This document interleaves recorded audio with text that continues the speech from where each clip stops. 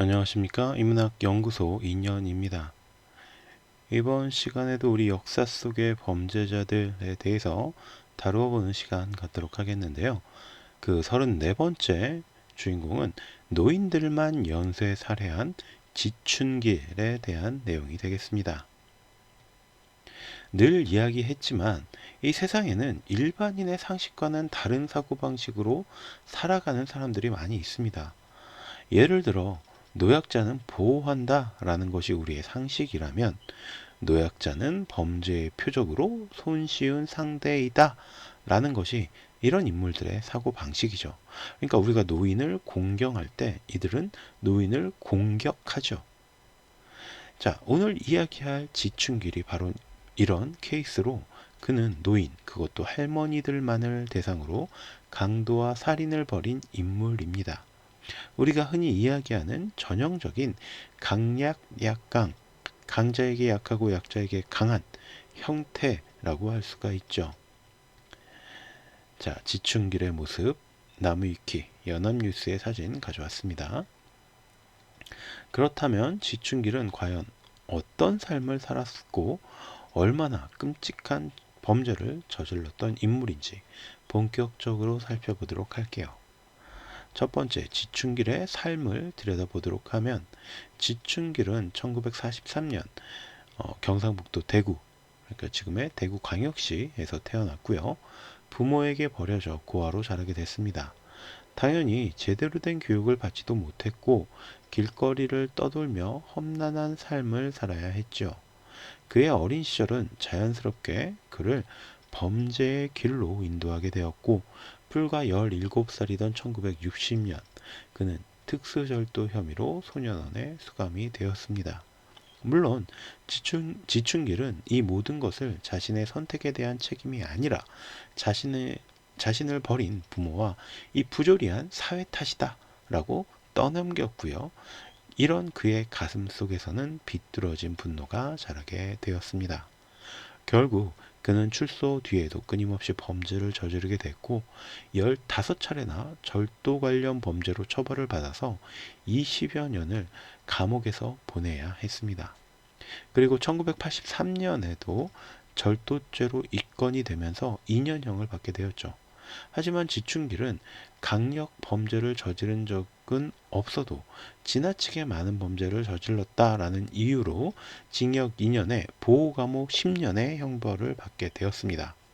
이 보호감호라는 것은 당시에 존재하던 사회보호법으로 재범의 가능성이 높은 범죄자들을 사회로부터 격리한다라는 취지로 만들어졌던 것으로 앞서 다루었던 우리 역사 속의 범죄자들 10번째 유전 무죄, 무전 유죄, 지강혁의 인질극, 지강헌의 인질극 사건 제가 말씀드렸던 건데 이 사건으로 인해서 2005년에 폐지된 법안이에요. 확인하실 분들은 우리 역사 속의 범죄자들 10번째 유전무죄, 무전유죄, 지강헌의 인질극 다시 확인을 해보시면 되겠습니다. 어쨌든 지춘길은 그런 자신의 신세를 다시 사회에 대한 분노로 쌓아가게 됐고요. 그러다가 불행 중 다행일까? 1989년 가을 그는 예정보다 빨리 청송보호감호소를 가출소하게 되었고요. 출소 당시엔 어떻게든 사회에 적응하려는 노력을 보이기도 했습니다. 하지만 17살 때부터 범죄를 저질러 정상적인 사회생활을 해본 적이 없는 46살의 중년 남성을 받아줄 곳은 아무것도 없었죠. 지춘길은 이때 어릴 때부터 쌓아왔던 분노를 살인이라는 형태로 풀어갈 결심을 하게 됩니다. 그는 사회적 유명 인사나 국회의원 같은 사람들을 살해할 계획을 세웠고요. 지춘길의 진술에 따르면 그렇게 세상의 이목을 집중시킨 다음에 재소자나 전과자들이 겪는 고통과 소외감을 사회에 알리고 자살할 결심이었다라고 해요. 말도 안 되는 소리죠. 그 무슨 어쨌든 이런 사람들의 사고방식은 제가 이해할 수 없으니까 넘어가도록 하고 자, 사건 상황실 2019년 11월 11일 채널 A에서 가져왔습니다. 지춘길 재소자 전과자가 겪는 소외가 말리려 했다 라고 하죠. 그런데 이 계획을 혼자서 실행하기는 어렵다라고 생각을 했습니다. 지춘길은 그래서 함께할 공범을 물색하기 시작했는데, 하지만 실질적으로 아무런 이득도 없고 유명 인사를 죽이고 자살하겠다라는 이런 거의 뭐 막장 계획에 동참할 사람은 아무도 없었습니다. 혼자서는 유명 인사들의 동선을 파악하고 접근하는 것조차 불가능하다라는 사실을 깨달은 지춘길은 이런 자신의 계획이 무산되자 더욱 분노했다고 해요. 그리고 이제는 손쉬운 상대를 무작위로 살해해서 자신의 분노를 풀겠다라는 마음을 먹게 되었죠. 지춘길의 범죄.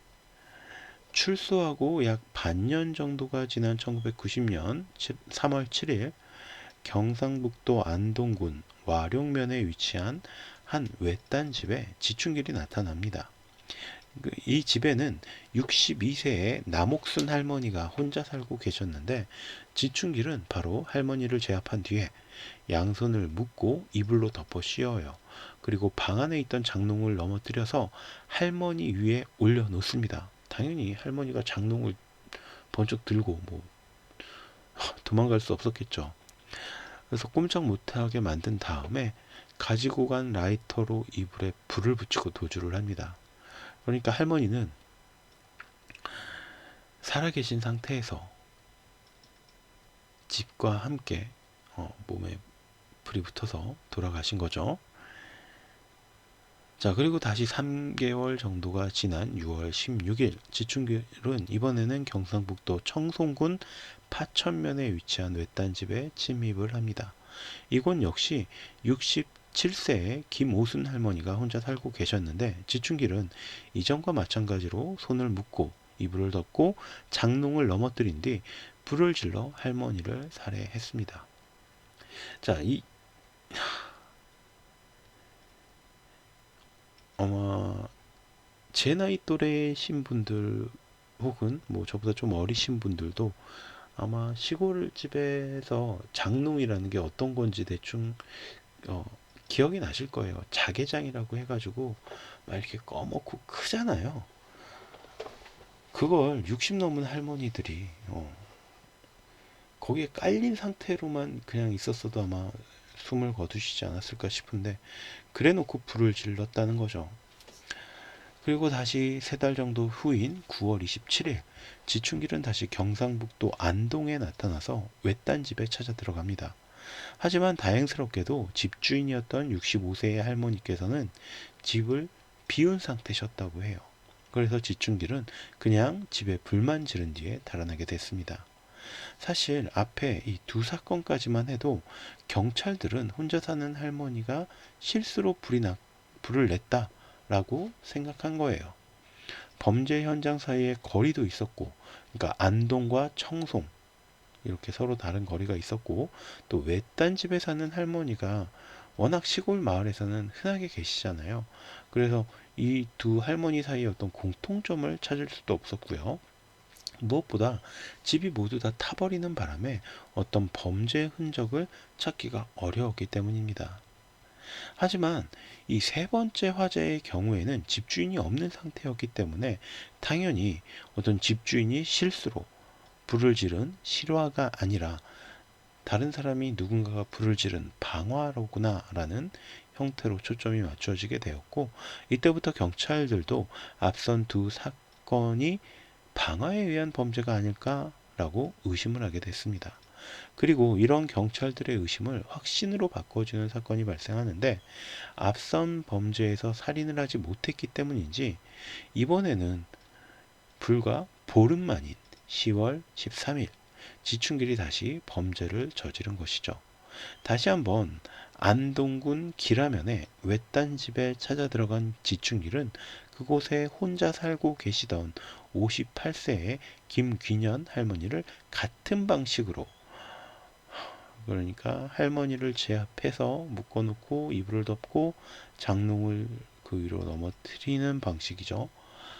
그리고 불을 붙이는 살해했는데 이번에는 금반지를 2개 빼앗기까지 했다고 합니다. 사건 상황실 2019년 11월 11일 채널 A. 칠순 할머니 3명 읍내 사망이라고 되어 있죠. 손발이 묶인 채 반드시 누운 모습, 손 뒤로 묶인 채 방문 근처에서 사망. 이렇게 경찰들의 의심이 확신으로 변한 순간에도 지춘길은 범행을 저지릅니다. 이번에는 겨우 일주일 만인 10월 19일 안동군 와령면에 위치한 71세 박분기 할머니 집에 침입을 한 거예요. 방금 제가 앞에서 보여드린 요 내용이에요. 그런데 이 집에는 할머니 혼자 계셨던 게 아니에요. 이 박할머니를 비롯해서 이웃에 살고 계시던 70대 할머니, 또 다른 할머니 한 분과 동서지간이었던 또 다른 할머니 70세 한 분까지 총 3분의 70대 할머니가 계셨던 겁니다. 지춘길은 살짝 당황했지만 바로 할머니들을 깨운 뒤에 준비해 갔던 흉기로 위협하면서 금품을 빼앗으려고 했어요. 하지만 할머니들은 이 3분이나 되니까 반항을 하신 거죠. 지춘길에게 거세게 반항을 했고, 이에 화가 난 지춘길은 폭력을 행사하면서 할머니들을 제압했습니다. 그리고 할머니들의 치마끈, 저고리끈 등으로 할머니들을 결박했고, 이번에는 부엌에 있던 LPG통을 방으로 들고 와서 할머니들 사이에 올려놓고 이불에 불을 붙인 다음에 달아났다고 해요. 그러니까 옛날 시골 집들에는 LPG통으로 이제 부엌에서 요리를 하고 뭐 이랬었잖아요. 지금도 도시가스가 들어가는 데는 다 도시가스가 들어가지만 도시가스가 안 들어가는 곳은 LNG를 사용하기도 하죠. 어쨌든 이렇게 불을 붙이고 달아나니까 결국 LPG 가스통이 폭발을 했겠죠. 그러니까 할머니들은 진짜 끔찍하게 폭사하신 거예요. 폭사. 그리고 이 폭발이 얼마나 컸냐면 인근 반경 300m 안에 있던 전기와 수도가 모두 끊기기까지 했다고 해요. 어마어마한 폭발이었다는 거죠. 그리고 무엇보다 사건이 이처럼 커지자 경찰들 역시 본격적으로 수사에 착수하면서 지춘길의 범행을 뒤쫓기 시작합니다. 그러나 지춘길은 멈추지 않았죠. 아니, 이미 살인에 중독되어서 멈출 수 없는 상태였던 것 같아요.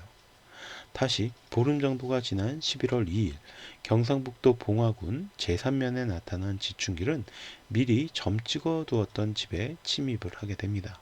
하지만 이번에도 그의 예상과는 다르게 할머니가 4분이나 계셨고 60대의 할아버지까지 모여서 TV를 보고 계시는 상태였다고 해요.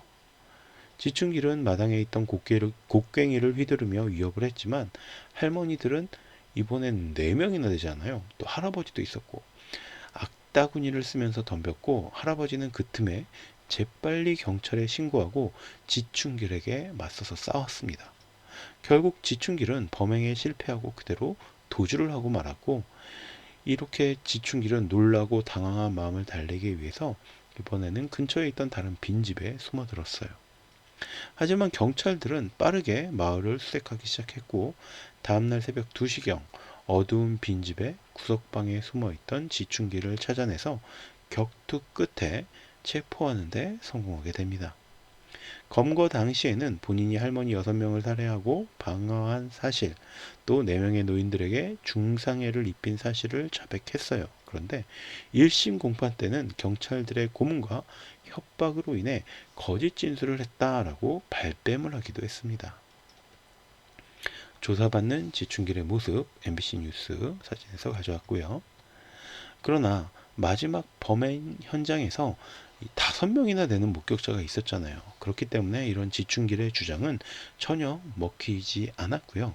지춘길은 1심에서 무기징역을 선고받게 됩니다. 하지만 검찰과 지춘길 모두 항소심을 요구했고요. 지춘길은 2심에서 형이 너무 가볍다며 사형을 선고받았고 3심에서도 사형이 확정이 됐습니다. 그러니까 1심에서 무기징역이었는데 난 형이 이거 너무 무거워요 라고 하면서 항소를 했다가 사형으로 넘어간 거죠. 그리고 이 불과 1년도 되지 않아서 힘없는 노인 6명을 죽이고 불에 태우는 끔찍한 범죄를 저지른 지춘길은 결국 1995년 지존파 사건의 범인들과 함께 사형 집행을 당해서 세상에서 사라지게 됐습니다. 지존파 사건은 제가 7번째 이야기 연쇄살인 조직 지존파에서 다루었죠. 일견하기에 지춘길의 경우 태어나자마자 버려진 고아로 살아갔던 이런 지춘길의 처지가 안타까워 보일 수도 있어요. 하지만 그렇다고 해서 범죄의 수령에 빠져들다 못해서 자신이 저지른 그 많은 범죄를 사회 탓으로만 돌린 것은 이해할 수 없습니다. 그리고 결국 힘없는 노인들을 대상으로 그가 벌인 이 끔찍한 범죄는 단순히 자신의 비뚤어진 잘못, 심정을 다른 곳에 푸는 화풀이에 불과했죠. 범죄자들에 대한 이야기를 다룰수록 이 범죄자들이 얼마나 비겁하고 저열한 인물들인지를 깨닫게 되는 것 같습니다. 자, 이렇게 오늘은 노인들만 골라서 살해하고 다녔던 지춘길의 이야기 여러분께 들려드렸고요.